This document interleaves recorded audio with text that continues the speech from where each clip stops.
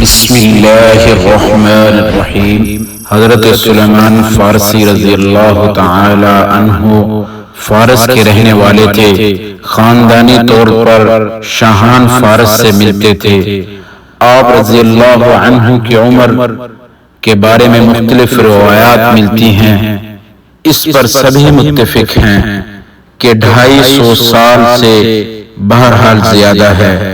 بعض اہل سیر نے تو 350 سال عمر بتائی ہے، اور کہتے ہیں کہ آپ رضی اللہ تعالی عنہ نے حضرت عیسیٰ علیہ السلام کے حواریوں کا زمانہ پایا ہے۔ حضرت سلیمان فارسی رضی اللہ عنہ نے اپنی کہانی اپنی زبانی یوں بیان کی کہ ہم مجوسی تھے، میرے والد نے مجھے آتش کدہ کی نگرانی سپرد کر رکھی تھی اور حکم دیا تھا کہ یہ آگ بجھنے نہ پائے۔ ایک مرتبہ مجھے کھیتوں کی نگہداشت کے لیے بھیجا اور ساتھ ہی تاکید کی کہ بہت جلد واپس آ جانا۔ میں عیسائیوں کے گرجا کے قریب سے گزرا تو ان کی دعا ہو رہی تھی۔ ان دعائیہ کلمات نے میرے دل پر اثر کیا۔ میں نے یقین کر لیا کہ یہ عقیدہ ہمارے عقیدے سے بہتر معلوم ہوتا ہے۔ میں نے ان لوگوں سے گفتگو میں دلچسپی لی، متعدد سوالات کیے۔ گھر پہنچنے میں دیر ہو گئی۔ میرے والد نے تلاش کے لیے آدمی دوڑائے۔ گھر پہنچا تو والد نے دیر سے آنے کا سبب پوچھا۔ میں نے صاف صاف بات کہہ دی۔ والد نے مجھے ہر طریقے سے سمجھایا کہ ہمارا دین صحیح ہے، حق ہے، باقی ادیان باطل ہیں، مگر باپ کی تقریر نے میرے دل پر کوئی اثر نہ کیا، اور میں نے کہہ دیا ابا جی سچ تو یہ ہے کہ دین نصرانیت حق ہے۔ بس پھر کیا تھا، مصائب و آلام کے پہاڑ ٹوٹ پڑے اور دکھوں کا آغاز ہو گیا۔ مجھے کمرے میں بند کر دیا۔ گھر سے باہر جانے پر پابندی عائد کر دی گئی۔ پاؤں میں بیڑیاں پہنا دی گئیں۔ اب میرے لیے اس کے بغیر کوئی چارہ نہیں تھا کہ کسی نہ کسی طریقے سے یہاں سے نکل جاؤں۔ میں نے خفیہ طور پر عیسائیوں سے رابطہ کیا اور انہیں کہا کہ جب کوئی قافلہ شام کو جائے تو مجھے بتا دینا۔ آخر ایک قافلہ کے ساتھ نکل بھاگنے کا موقع مل گیا۔ شام جا کر پوچھا کہ یہاں بڑا عالم کون ہے۔ لوگوں کے بتانے پر میں اس بڑے پادری عالم کے پاس پہنچا، اپنی ساری سرگزشت سنائی اور درخواست کی کہ مجھے اپنے پاس رکھ کر دین سکھائیں۔ اس نے مجھے اپنے پاس رہنے کی اجازت دے دی۔ میں دیر تک اس کے پاس رہا، مگر وہ عالم اچھا ثابت نہ ہوا۔ جو کچھ وہ لوگوں کو کہتا تھا خود نہیں کرتا تھا، حریص تھا، خائن تھا۔ اس کے مرنے پر لوگوں کو معلوم ہوا کہ اس کے پاس 7 مٹکے اشرفیوں سے بھرے ہوئے ہیں، تو لوگوں نے اس کی تجہیز و تکفین سے انکار کر دیا۔ اس کی میت کو سولی پر چڑھا کر سنگسار کیا اور اس کی جگہ دوسرے عالم کو بٹھا دیا جو نہایت عابد، زاہد، متقی اور شب زندہ دار تھا۔ مجھے اس عالم سے اس قدر محبت ہوئی کہ پہلے کسی سے نہ ہوئی تھی۔ جب اس کی موت کا وقت قریب آیا تو میں نے اس سے کہا کہ مجھے بتا دو کہ تمہارے بعد کس کی خدمت میں حاضری دوں، مذہبی معاملات و مسائل میں کس کی رہنمائی حاصل کروں، اپنی روحانی پیاس بجھانے کے لیے کس چشمہ کی طرف رخ کروں۔ اس نے کہا موصل کے فلاں عالم کے پاس پہنچ جانا۔ چنانچہ میں وہاں پہنچا، ایک عرصہ وہاں رہا، خدمت کی۔ انہوں نے اپنی موت کے وقت مجھے وصیت کی کہ میں اس کے بعد نصیبین کے فلاں عالم کی طرف جاؤں۔ چنانچہ وہاں حاضر ہوا، کافی عرصہ رہا، خدمت کی۔ آخر ان کی وصیت کے مطابق شہر عمودیہ کے ایک عالم کی خدمت میں پہنچا۔ جب ان کی موت کا وقت آیا تو میں نے اپنی سرگزشت سنا کر پوچھا، آپ فرمائیں اب مجھے کیا کرنا چاہیے اور کہاں جانا چاہیے؟ مرتے ہوئے اس عالم نے بتایا کہ میری نظر میں اس وقت کوئی ایسا رہنما نہیں جو تجھے صحیح راستے پر چلا سکے، البتہ میری معلومات کے پیش نظر آخر الزمان پیغمبر حضور نبی اکرم صلی اللہ علیہ وآلہ وسلم کا زمانہ قریب آ گیا ہے۔ صحرائے عرب میں اس کا ظہور ہوگا، اس کا دین ابراہیمی ہوگا، وہ ایک کھجوروں کے علاقے کی طرف ہجرت کرے۔ اگر تم سے ہو سکے تو اس تک پہنچنے کی کوشش کرنا، اور ان میں یہ علامات پائی جائیں تو یقین کر لینا وہی رسول موعود ہیں۔ نمبر 1 وہ صدقہ کا مال نہیں کھائیں گے، نمبر 2 وہ ہدیہ قبول کر لیں گے، نمبر 3 نخلستانی علاقے کی طرف ہجرت کریں گے، نمبر 4 دونوں شانوں کے درمیان مہر نبوت ہوگی۔ جب تم تسلی کر لو کہ یہ چاروں علامات ان کے اندر پائی جاتی ہیں تو یقین کر لینا کہ یہی وہ نبی موعود ہیں، یہی وہ رسول آخر ہیں۔ پادری مجھے یہ نصیحتیں کرنے کے بعد فوت ہو گیا۔ میں متلاشی رہا کہ کوئی قافلہ مل جائے جو سرزمین عرب میں لے جائے۔ میرے پاس گائیں بکریاں جمع ہو گئی تھی، اتفاق سے ایک قافلہ بھی مل گیا۔ میں نے کہا یہ سارا مال تمہیں دے دوں گا، مجھے اپنے ساتھ عرب لے چلو۔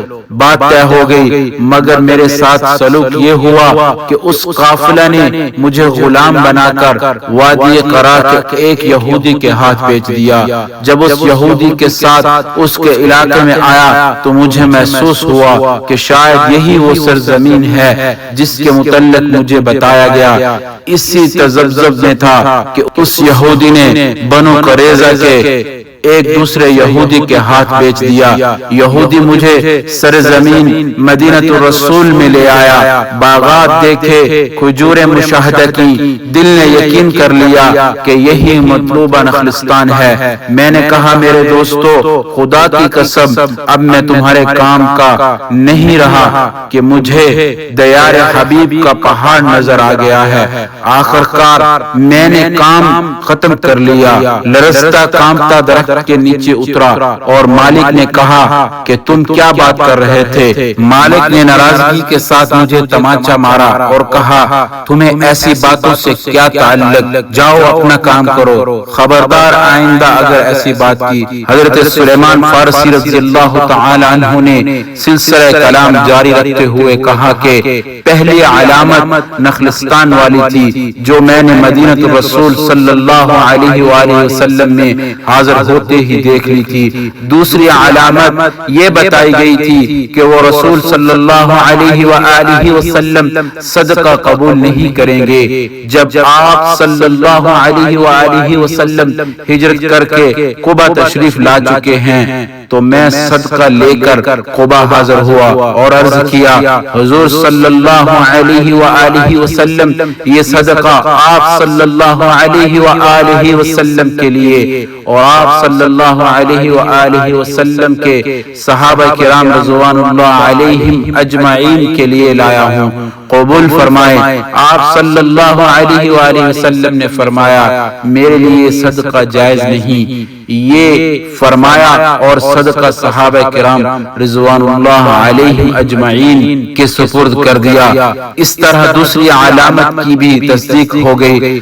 پھر جب حضور صلی اللہ علیہ وآلہ وسلم قبا سے چل کر مدینہ الرسول صلی اللہ علیہ وآلہ وسلم جلوہ گر ہوئے تو میں دوبارہ کچھ لے کر حاضر ہوا۔ حضور صلی اللہ علیہ وآلہ وسلم صدقہ تو آپ صلی اللہ علیہ وآلہ وسلم قبول نہیں کرتے، اب ہدیہ لایا ہوں، شرف قبولیت سے نوازیں۔ آپ صلی اللہ علیہ وآلہ وسلم نے قبول فرما لیا تو میرا یقین مزید بڑھ گیا کہ تیسری علامت بھی سچی ثابت ہو گئی۔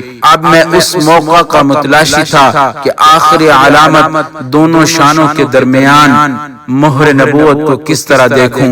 ایک دن آپ صلی اللہ علیہ وآلہ وسلم جنت البقیع میں ایک جنازہ کے ساتھ تشریف لے گئے۔ میں نے جھک کر سلام عرض کیا اور آگے سے اٹھ کر پشت مبارک کے پیچھے آ کر بیٹھ گیا تاکہ مہر نبوت کی زیارت کر سکوں۔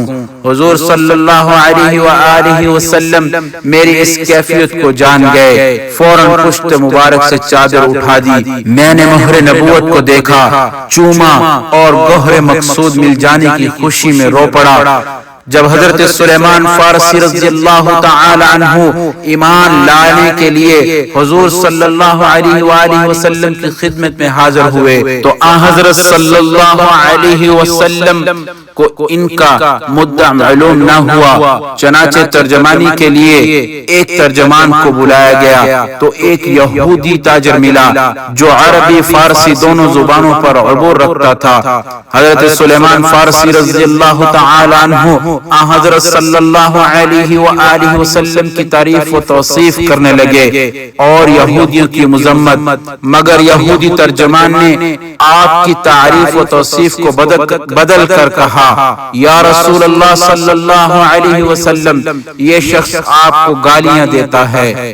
حضرت صلی اللہ علیہ وسلم نے فرمایا، یہ فارس سے آیا ہے، اسے کیا تکلیف پہنچی ہے جو مجھے گالیاں دیتا ہے۔ اسی وقت حضرت جبرائیل علیہ السلام آئے اور حضرت سلیمان فارسی رضی اللہ تعالی عنہ کی گفتگو کا ترجمہ عربی میں کیا، چنانچہ حضرت صلی اللہ علیہ وسلم نے سارا ترجمہ یہودی کو سنایا۔ یہودی سٹپٹا کر کہنے لگا، جب آپ فارسی ترجمہ جانتے تھے تو مجھے کیوں ترجمان بنایا؟